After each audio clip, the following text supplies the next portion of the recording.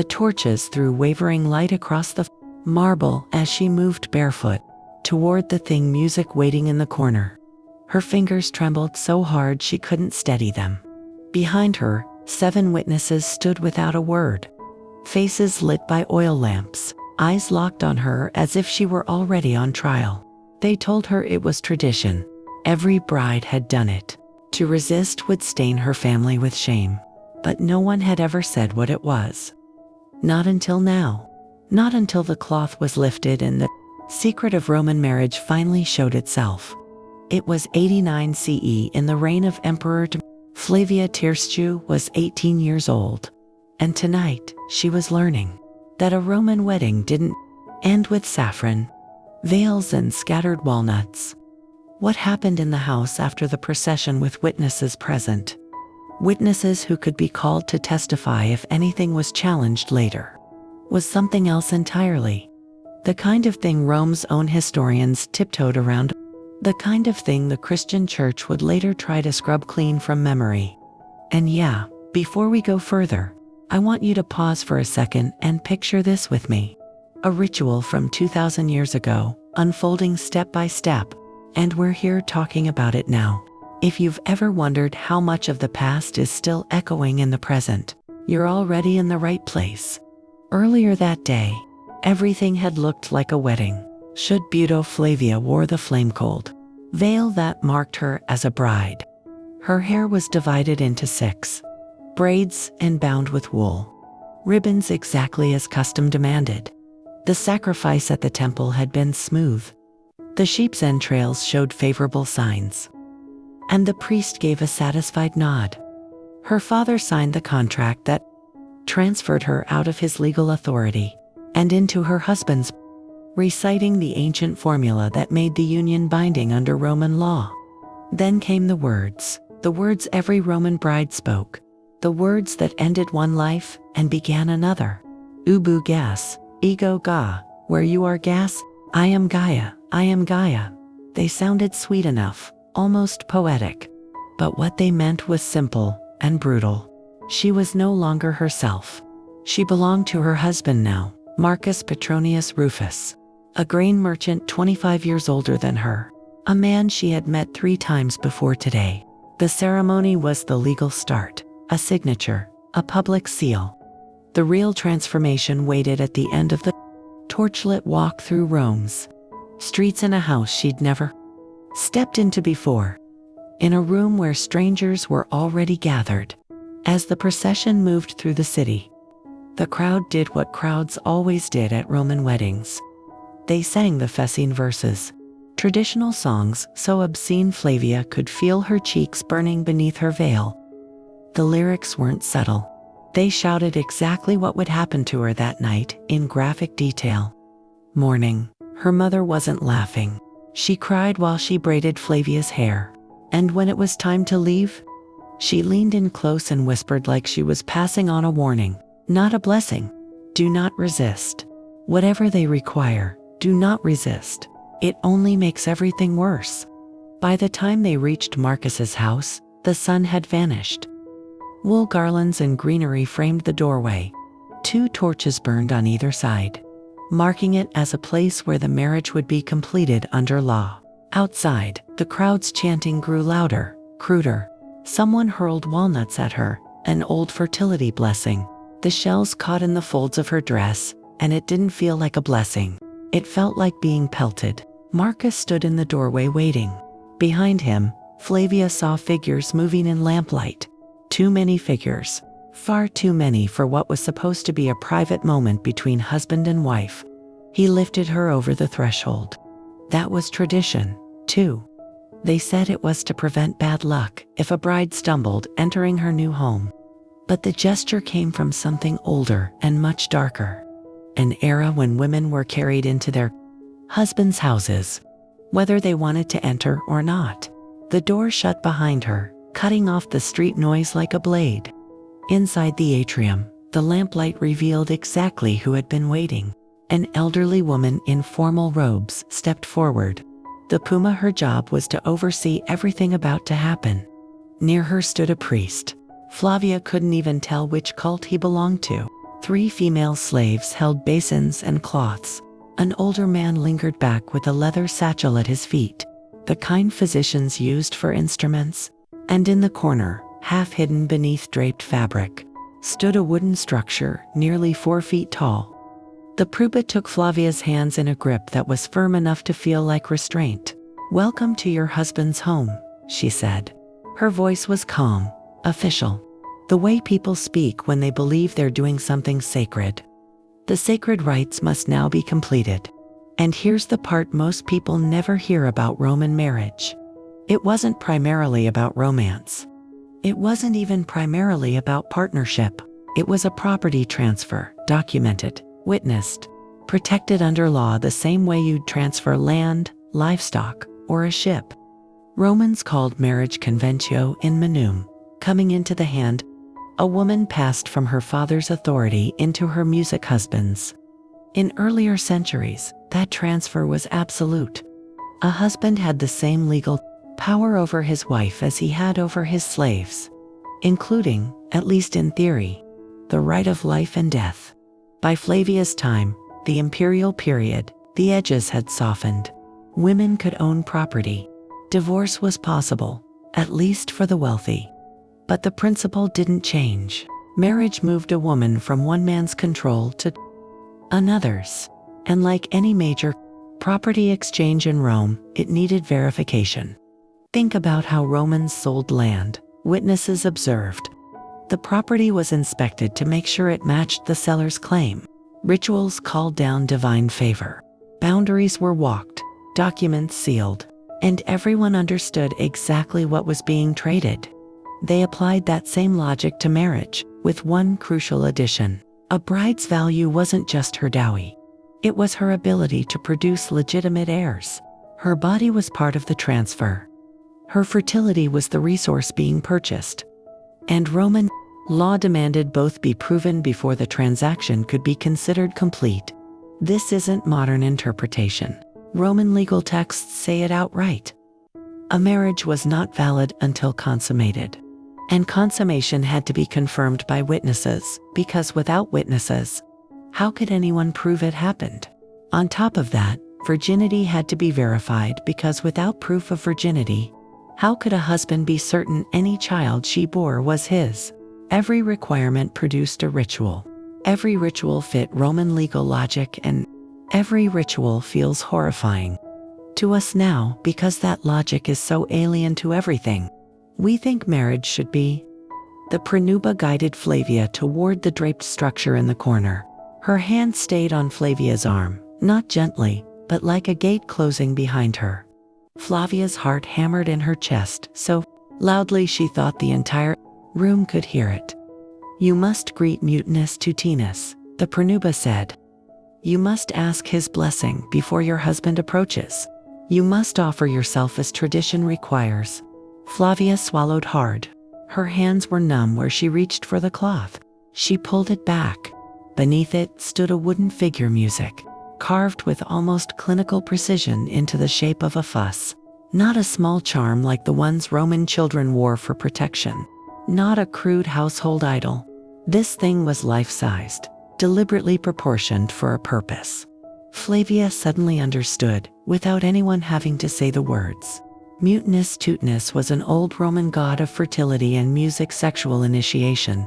We know he existed because multiple ancient writers mention him almost always briefly, almost always with visible discomfort. Centuries later, when Christianity was swallowing the old pagan world, St. Augustine described the practice in disgust. Roman brides were required to sit upon mutinous wooden emblem as a sacred duty before they could be approached by their husbands. Augustine hated paganism, yes, but he wasn't alone. Lactantius called the ritual so shameful that even naming it, respected antiquarian writing long before Christianity had an agenda, mentioned mutinus tutinis in language that clearly implied physical contact, even if he didn't spell out the mechanics. Modern historians sometimes try to soften this, suggesting it was symbolic, just a quick seated gesture, nothing more. But that doesn't fit the ancient wording. Augustine used inside ear, a verb that means to settle onto, to mount. Arnobius's phrasing points toward penetration. Lactantius's refusal to describe details makes no sense if the act was harmless. The stated purpose was divine blessing for fertility.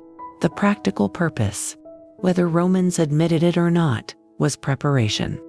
Breaking resistance before the real consummation, a public act of submission under watchful eyes, a way to train a virgin bride's body for what was about to follow. Flavia stood there staring at the wooden god, feeling the weight of every eye in the room. And in that moment, her mother's tears finally made sense. So did the obscene songs in the streets. So did the whisper, "Do not resist." Because now she knew what Roman law required of a wife. And the night music was only beginning. The pronuba didn't wait for Flavia to find her voice. She positioned her like someone arranging an offering on an altar. Hands on her shoulders, a steady pressure at her waist, guiding her body toward the statue. The old woman spoke softly, almost kindly. But there was nothing optional in her tone. Flavia's knees felt hollow. Her mouth was dry.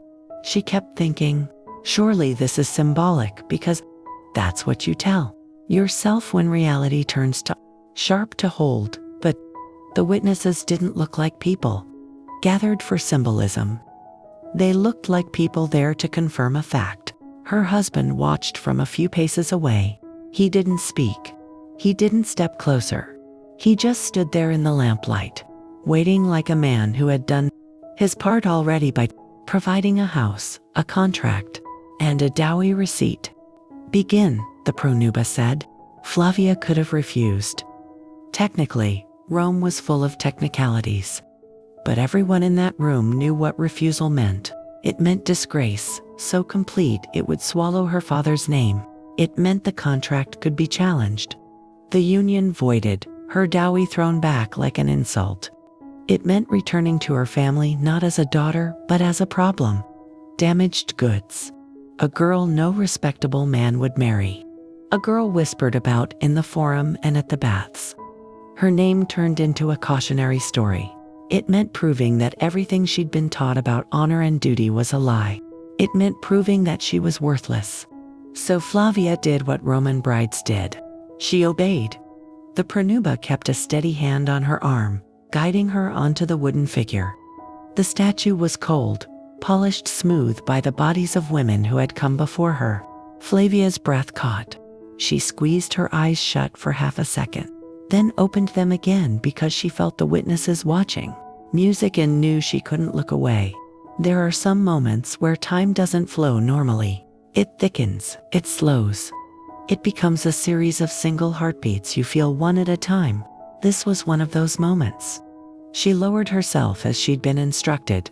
The room stayed silent except for the low crackle of torches. No one laughed. No one spoke to comfort her. This wasn't entertainment. It was procedure.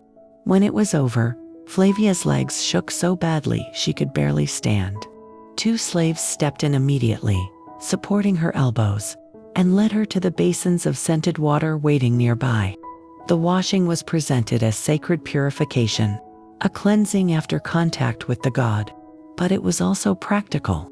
The smell of oils, the faint sharpness of resin and herbs, the cool water on hot skin, everything about it felt like preparation.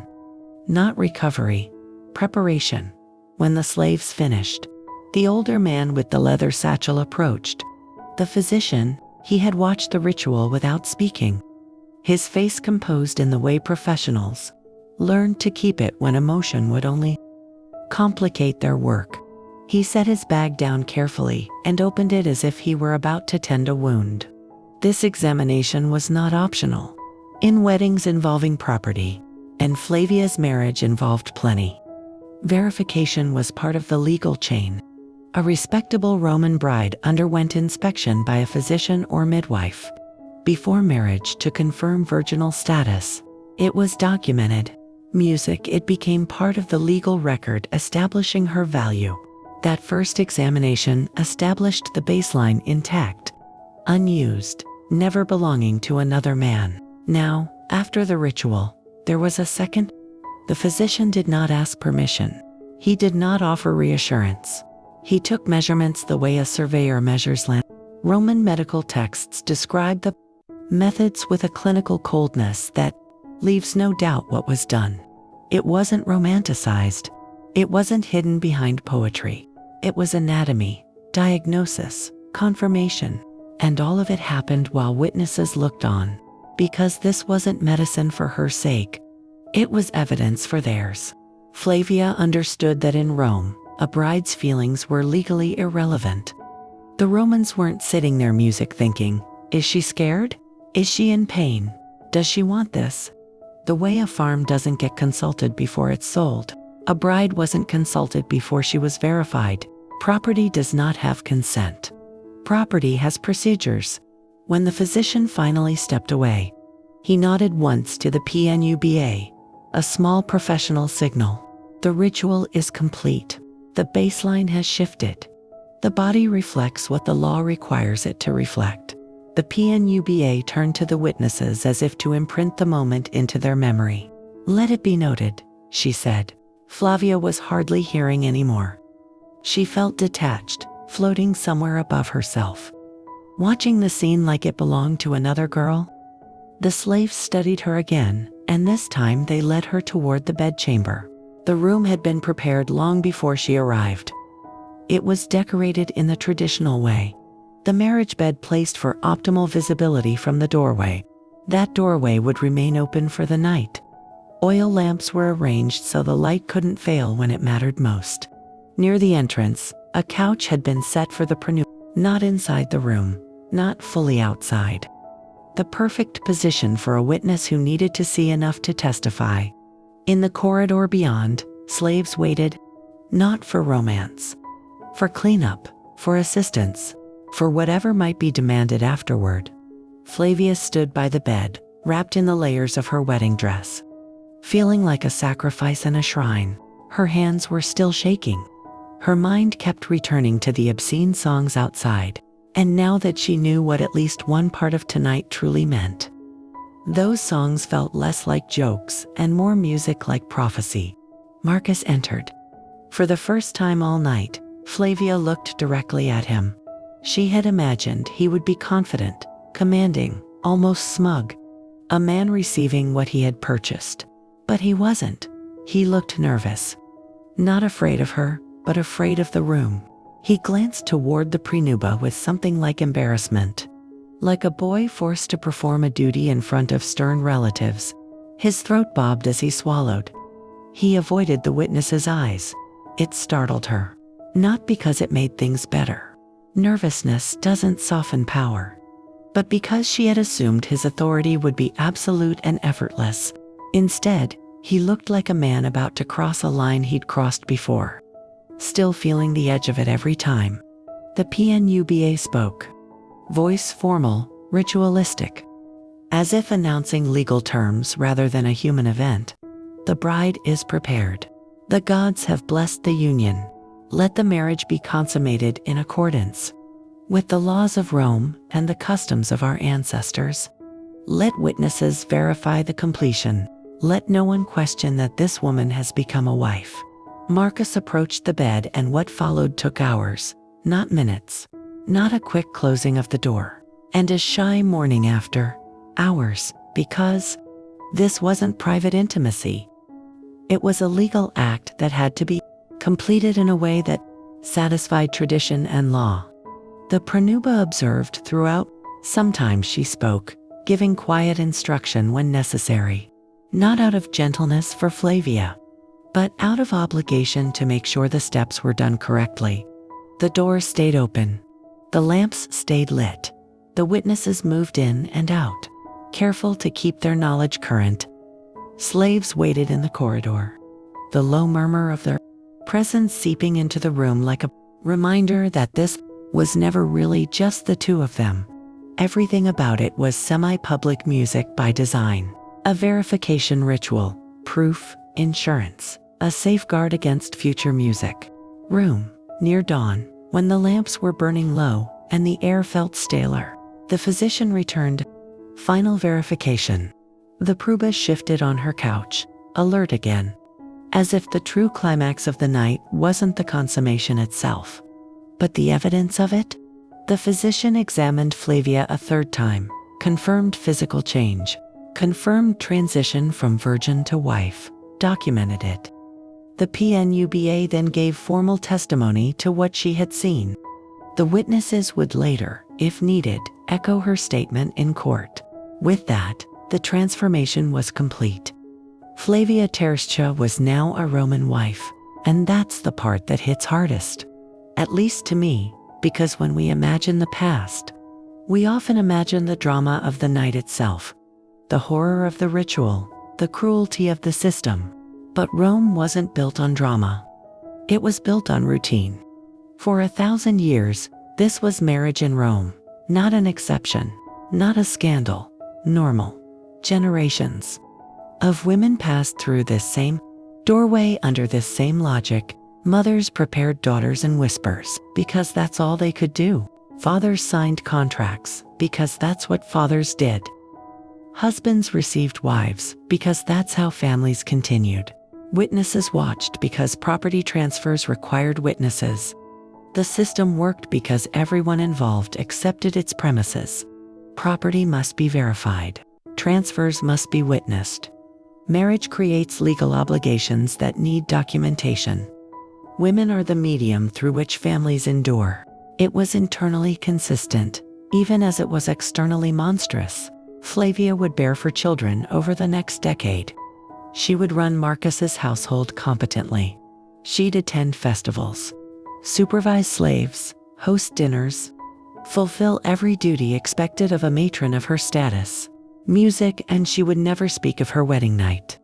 Not to friends, not to sisters, not even to her daughters when their marriages were arranged.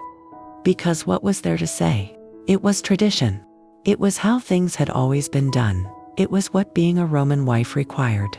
Her silence wasn't unusual. It was universal.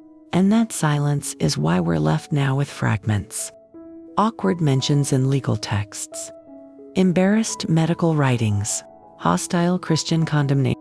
And bits of archaeology that only click into place once you realize what they were part of. No Roman woman of Flavia's class left us diaries of her wedding night. No Roman man described what he witnessed in a way that made it plain. Not because it was a conspiracy, because to them it wasn't a story. It was water. It was the world they swam in, so common, so unquestioned music that describing it felt unnecessary. But the world was about to change. And the old rituals, so deeply rooted they seemed eternal, were closer to ending than Flavia could ever have imagined. The end of these rituals didn't come because Rome suddenly woke up and decided women weren't property anymore. That shift wasn't instant. It took generations and it played out unevenly across the empire. In some places, the old ways lingered in the shadows long after official doctrine changed. But in Rome itself, especially among the educated and the urban elite, the pagan framework of marriage was systematically dismantled. And dismantling it didn't just mean changing habits. It meant destroying memory. Statues of mutinous to the old fertility god whose emblem had waited in so many bridal chambers were smashed, buried, or quietly removed. Texts describing wedding night procedures were pulled from libraries or left to rot. Wall paintings that hinted at the old rites were scrubbed or whitewashed. The pronuba's role was domesticated into something purely ceremonial, stripped of its legal teeth. Within a few generations, even people living in Rome had only the faintest idea what their grandparents' weddings had truly involved. The Christians who pushed this transformation weren't only erasing embarrassment.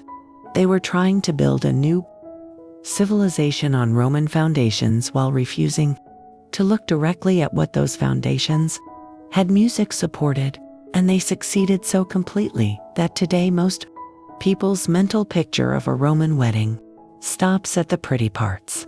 Saffron, veils, torches, walnuts, a public procession full of laughter, a comfortable myth. Fragments never die completely, though they survive in inconvenient corners, hostile sermons, half-damaged legal codes, a sentence in a medical manual that makes no sense unless you know what stands behind it. That's why we can still reconstruct the outline, even if we'll never have the full truth. Flavia died in 131 CE, around 60 years old. She had been a wife for more than 4 decades when she took her last breath. Think about that for a second. 40 years is a long time for one night to fade into distance.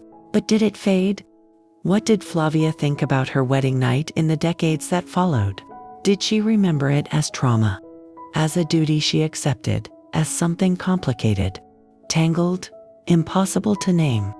Did she wish something different for her daughters? Or did she believe the way Rome taught her to believe, that this was simply how the world worked? We can't know. She left no writings. No woman of her class did. The silence isn't a mystery once music. You understand the structure of Roman life. Women's inner experiences weren't considered worth recording. Their fear, their pain, their resignation. None of it mattered to the historians writing chronicles or the jurists drafting laws. Those men recorded what was done to women. They did not record what women felt about it. And that's why the silence around these rituals isn't just historical music. Absence, it's historical intent. It's the echo of a civilization music that treated women's bodies as legal instruments first and human beings second, sometimes third, sometimes not at all. Of Western law and culture, we inherit its roads, its language, its legal frameworks, its architecture, its ideas of citizenship and empire. We call it civilization. But civilization and brutality are not opposites. Rome proves they can live side by side, fused together so tightly that one sustains the other. Roman marriage was legally sophisticated. It was also systematically dehumanizing. Acknowledging that doesn't mean throwing out everything Rome built, but it does mean stopping ourselves from romanticizing the past into something it wasn't. It means admitting that the world we inherited was shaped not only by ideals, but by control. The wedding night rituals of Rome are gone now. The wooden god in the corner, the physician's instruments, the open door, the witnesses who watched proof unfold like a contract being stamped. Those things no longer define marriage. But the women who endured them were real. Flavia was real. Her mother was real. Her daughters were real. So were the uncounted generations before and after them. Girls who walked torchlit paths believing they were entering a life only to discover they were completing a transaction. They lived inside a system that called obedience virtue and called resistance shame. They endured what they were told was necessary. They were trained to be silent about it, to treat it as weather. Unpleasant sometimes, but inevitable. And so they were silenced twice.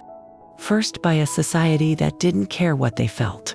Then by history that tried to forget what had been done. When we peel back the comfortable myth and look at what Roman marriage really involved, we aren't just peering into some distant exotic cruelty. We're looking at a mirror that reflects something harder to admit, that human societies can be brilliant and cruel at the same time. That progress often rests on suffering we'd rather not remember, and that the people who carry civilization forward are not always the ones whose voices get preserved. Flavia's story survives only because of broken fragments and hostile witnesses. But even in those fragments, something clear remains. Her wedding night was not a private beginning. It was a public verification, a ritual of control dressed as tradition. And once you see that, it changes the way you look at Rome, not just as marble temples and triumphal arches, but as a civilization built on power that reached right into the most intimate moments of a person's life. So the question I want to leave you with is simple and maybe impossible. If you were Flavia, living in that world with that logic pressed around you like stone walls, what would you have thought? Would you have called it trauma? Would you have called it duty? Would you have found a way quietly to call it something else? We can't hear her answer. The record doesn't allow it. But we can remember that she existed, that she endured, that she was made silent, and that the silence is part of the